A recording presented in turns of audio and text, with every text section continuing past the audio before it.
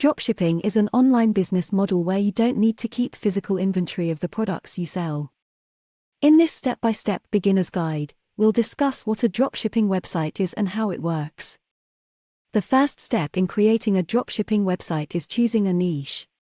This means finding a specific group of products or a particular industry you want to target. It's important to research the market demand and competition in your chosen niche.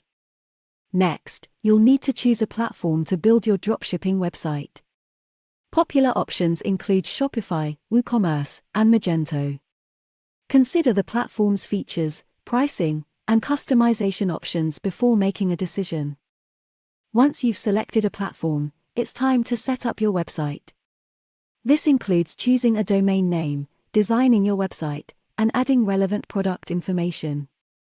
Make sure your website is user-friendly and visually appealing. To start selling products through your dropshipping website, you'll need to find reliable suppliers.